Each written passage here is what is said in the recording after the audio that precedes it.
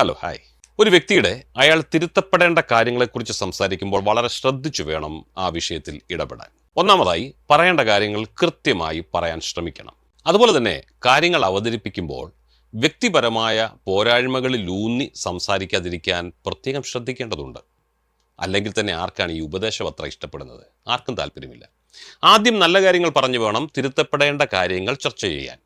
ഗുണപരമല്ലാത്ത രീതിയിൽ ഒരു വ്യക്തിയെ അല്ലെങ്കിൽ പെരുമാറ്റത്തെ പോസ്റ്റ്മോർട്ടം ചെയ്യുന്ന തരത്തിലേക്ക് ആശയവിനിമയം എത്തിച്ചേരാതിരിക്കാൻ ശ്രദ്ധിക്കുന്നത് നിങ്ങളുടെ രണ്ടുപേരുടെയും വ്യക്തിബന്ധം ഊഷ്മളമായി നിലനിൽക്കാൻ സഹായിക്കും.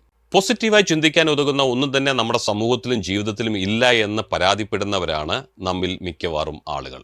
ദിവസവും വന്നുകൊണ്ടിരിക്കുന്ന പത്രവാർത്തകളൊക്കെ ഞാൻ ഈ ലോകത്തിൽ സുരക്ഷിതനല്ല എന്ന സന്ദേശമാവും നമ്മിൽ പലർക്കും നൽകുന്നത്. എന്നിരുന്നാലും നന്മയുള്ള ഒരു സമൂഹവും നമുക്ക് ചുറ്റുമുണ്ടെന്ന് എപ്പോഴും ഓർത്തുകൊള്ളണം. എല്ലാവരും മോശക്കാരല്ല. അതുകൊണ്ട് തന്നെയാണ് ഈ ലോകം നിലനിൽക്കുന്നത്.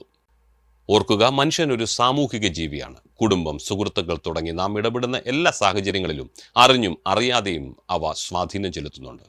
നമ്മുടെ വ്യക്തിബന്ധങ്ങളിൽ ആത്മാർത്ഥതയും സത്യസന്ധതയും നിലനിർത്തുന്നത് നമ്മെ പോസിറ്റിവിറ്റിയുള്ള വ്യക്തിത്വങ്ങളായി മാറ്റിയെടുക്കാൻ സഹായിക്കും. Have A nice day.